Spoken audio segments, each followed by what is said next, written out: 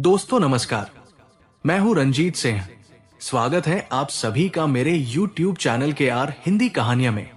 आज की कहानी सुनकर आपके भी रोंगटे खड़े हो जाएंगे, आपके पैरों तले जमीन खिसक जाएगी और आप सोचने पर मजबूर हो जाएंगे। कहानी को डिटेल से जानने के लिए वीडियो में लास्ट तक बने रहें। तो चलिए कहानी को शुरू करते हैं। ये कहानी है राजस्थान के श्री गंगानगर जिले की। इसी श्री गंगानगर जिले में एक कस्बा है अनूपगढ़ और इसी कस्बे में मलकीत सिंह का परिवार रहता था। बात है 21 दिसंबर 2014 की। मलकीत सिंह अपने कमरे में बैठे थे, तभी उनके साले का लड़का राजू अपने साथ एक अनजान औरत को लेकर आया। उसने उससे अपनी नई पत्नी यशोदा के रूप में पहचान कराई, क्योंकि उसकी पहली पत्नी की संदिग्ध हालात में मौत हो चुकी थी। राजू ने बहाने से अपनी बुआ छिंद्रपाल कौर को शादी की खरीदारी के लिए अपने साथ घर चलने को कहा। मलकीत सिंह की तबीयत खराब थी, इसलिए उन्होंने अपनी पत्नी को जाने की अनुमति दे दी। तैयार होते समय राजू ने पैसों का हवाला देकर छिंद्रपाल से 25,000 रुपए भी साथ लाने को कहा। घर में मौजूद तीनों पोते पोती गुरप्रीत, मनीषा और रवि भी अपनी दादी के साथ चलने की जिद करने लगे। आखिरकार छिंद्रपाल उन्हें भी साथ ले जाने को तैयार हो गई। सब तैयार होकर राजू के साथ उसके गांव चक42H चले गए। वहां पहुंचकर एक बार उन्होंने मलकीत सिंह से फोन पर बात करवाई। 2 दिन बाद जब काला सिंह अपनी पत्नी के साथ गांव लौटा तो मां और बच्चों को घर में न पाकर वो हैरान रह गया। पिता मलकीत सिंह ने बताया कि राजू उन्हें शादी की खरीदारी के लिए अपने घर ले गया है। ये सुनते ही काला सिंह चिंतित हो उठा, क्योंकि उसे राजू पर तनिक भी भरोसा नहीं था। उसने तुरंत राजू को फोन लगाया और मां व बच्चों से बात करवाने को कहा, लेकिन राजू ने बहाना बना दिया कि वो अभी बाहर है। शाम तक भी कोई बात नहीं करवाई और फिर बाद में उसका फोन बंद हो गया। अगले कई दिनों तक फोन लगातार बंद रहा। 10 दिन गुजर गए, लेकिन कोई संपर्क नहीं हो पाया। मलकीत और काला सिंह बेहद चिंतित हो गए। आखिरकार मलकीत ने बेटे से कहा कि वो चक42H जाकर सबको ले आए। काला सिंह बस से रवाना हो गया। रास्ते में बस में बैठे एक यात्री के अखबार में उसकी नजर एक फोटो पर पड़ी। वो फोटो उसके बेटे रवि की थी। खबर पढ़ते ही काला सिंह के पैरों तले जमीन खिसक गई। उसके बेटे की गला घोंटकर हत्या कर दी गई थी और शिनाख्त न होने के कारण पुलिस ने अखबार में फोटो छपवाई थी। काला सिंह राजू के घर जाने के बजाय वो उल्टे अपने घर लौट आया। जैसे ही वो घर पहुंचा, टूटकर अपने पिता मलकीत सिंह की गोद में गिर गया और रोते हुए बेटे की मौत की खबर सुनाई। मासूम पोते की हत्या की खबर सुनते ही मलकीत सिंह फूट फूट कर रोने लगे। घर पर मातम छा गया। बेटे रवि की मौत की पुष्टि होते ही मलकीत सिंह और काला सिंह दुखी मन से उसी वक्त गजसिंहपुर थाने पहुंचे। वहां उन्होंने थाना प्रभारी ईश्वर प्रसाद को पूरी घटना विस्तार से बताई। राजू के साथ मां और बच्चों का जाना, लगातार उनसे संपर्क न हो पाना और अखबार में बेटे की हत्या की खबर मिलना, ये सब सुनकर थाना प्रभारी ईश्वर प्रसाद को तुरंत एक पुरानी घटना याद आई। अभी कुछ दिन पहले ही FFA नहर से एक अज्ञात वृद्ध महिला की लाश बरामद हुई थी। बाद में उसी क्षेत्र से एक बच्चे का शव भी मिला था। काला सिंह की कहानी सुनकर उन्हें शक हुआ कि शायद ये शव उसी परिवार के रहे होंगे। उन्होंने तुरंत उन शवों के कपड़े और फोटो दिखाए। जैसे ही मलकीत और काला सिंह ने तस्वीरें देखी तो वे दोनों फूट फूट कर रोने लगे। मलकीत सिंह ने पहचान कर लिया, वो उनकी पत्नी छिंद्रपाल और पोता रवि थे। दुख और गुस्से से भरे मलकीत सिंह ने कांपती आवाज में कहा कि राजू ने उनके पूरे घर को उजाड़ दिया है और अब उसकी पोतिया भी उसी दरिंदे के कब्जे में है। वो बुरी तरह टूट चुके थे और इतना कहकर बेसुध होकर वही थाने के फर्श पर गिर पड़े। मलकीत सिंह की लिखित शिकायत पर गजसिंहपुर थाने में राजू के खिलाफ हत्या, अपहरण व धोखाधड़ी सहित विभिन्न धाराओं में मामला दर्ज किया गया। मामले की गंभीरता को देखते हुए SP हरिप्रसाद शर्मा ने DSP अमृतलाल जिंगर के नेतृत्व में एक विशेष टीम गठित की, जिसमें अनुभवी पुलिस अधिकारी शामिल थे। बच्चियों की सकुशल वापसी और जल्द से जल्द आरोपी की गिरफ्तारी पुलिस के सामने सबसे बड़ी चुनौती थी। मुखबिरों को सक्रिय किया गया और पुलिस की 2 टीमें पंजाब व हरियाणा रवाना की गई। राजू और उसकी पत्नी यशोदा घर से फरार थे और बच्चियों का कोई अता पता नहीं था। तभी एक अहम सूचना के आधार पर हनुमानगढ़ जिले के साहबेली गांव में छापा मारकर पुलिस ने राजू और उसकी पत्नी यशोदा दोनों को गिरफ्तार कर गजसिंहपुर थाने लाया गया। एसपी हरिप्रसाद शर्मा खुद पूछताछ के लिए पहुंचे। राजू की बातों ने सभी अधिकारियों को स्तब्ध कर दिया। उसने न सिर्फ छिंद्रपाल और रवि की हत्या की बात कबूल की, बल्कि आधा दर्जन और हत्याओं का भी खुलासा किया। पुलिस की पूछताछ में उसके अतीत की परतें और भी खुलने लगी।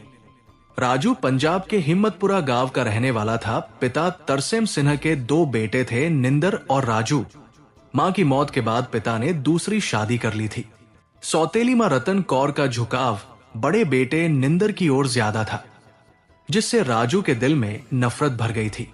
राजू की शादी कुलविंदर से हुई, जो सुंदर, मिलनसार और हंसमुख स्वभाव की थी।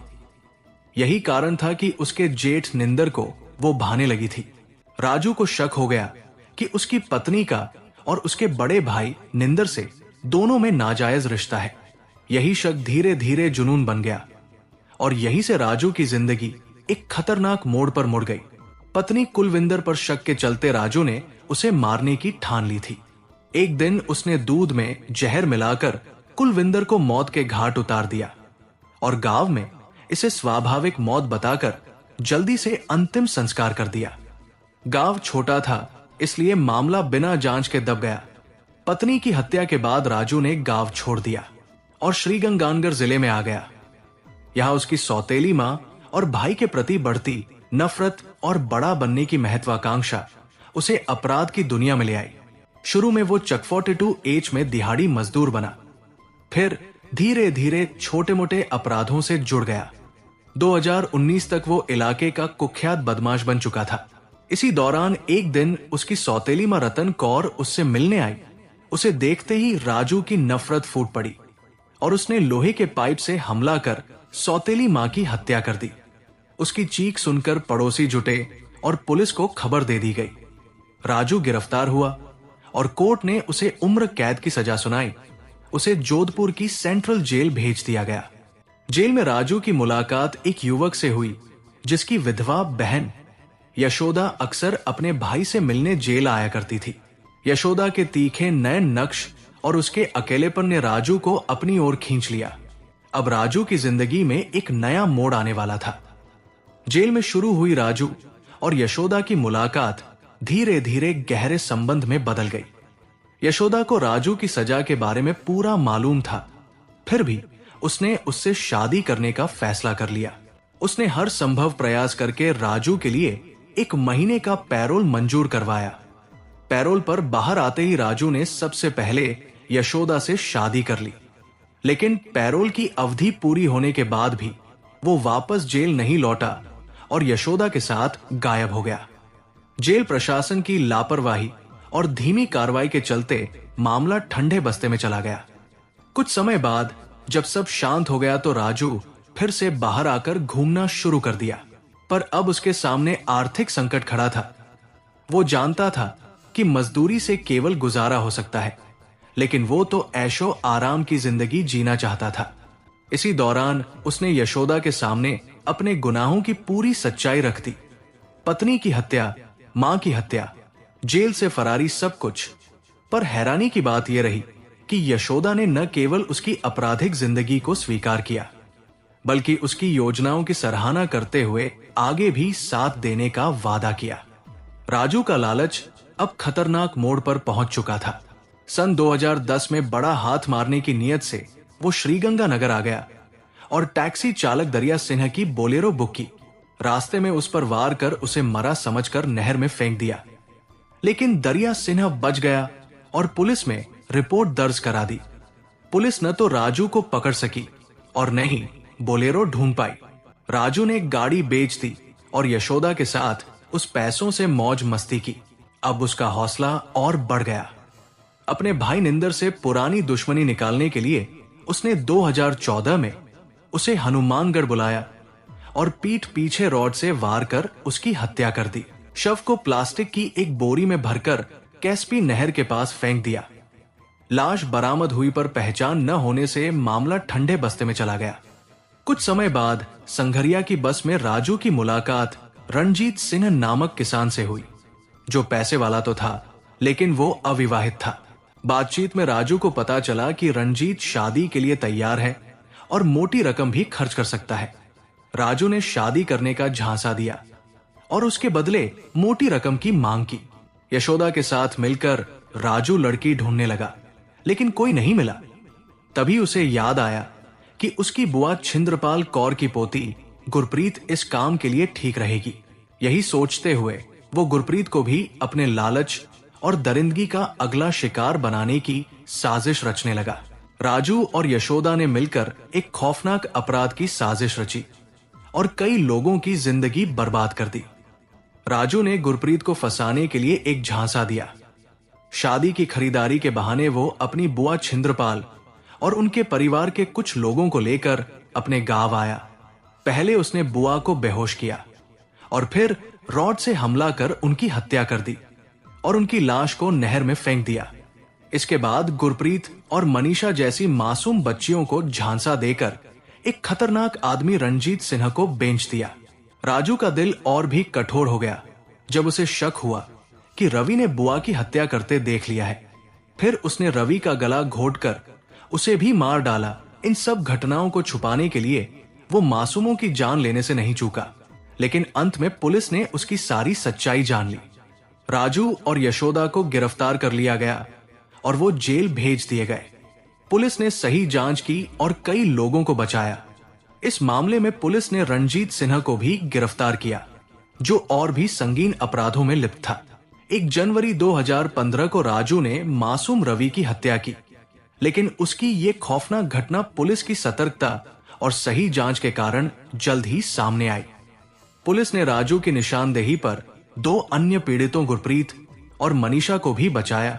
राजू और यशोदा की ये अपराधी जोड़ी आखिरकार कानून के शिकंजे में आ ही गए। ये कहानी हमें ये सिखाती है कि चाहे कोई कितना भी शातिर क्यों ना हो, कानून से बच नहीं सकता। वो हमेशा सच्चाई का साथ देता है। दोस्तों, इस कहानी को सुनाने का उद्देश्य किसी का दिल दुखाना नहीं है, किसी को परेशान करना नहीं है, बल्कि आपको जागरूक करना है और आपको सचेत करना है, ताकि आप लोग सतर्क रहें और सावधान रहें। तो दोस्तों, कैसी लगी ये स्टोरी कमेंट जरूर करें, वीडियो को लाइक करें और अपने दोस्तों को शेयर भी करें। और आपसे गुजारिश है कि मेरे चैनल को सब्सक्राइब जरूर करें और कमेंट बॉक्स में अपना नाम और कहां से देख रहे हैं, अपने शहर का नाम जरूर लिखिएगा। फिर मिलेंगे ऐसी ही किसी सच्ची स्टोरी के साथ। तब तक के लिए धन्यवाद।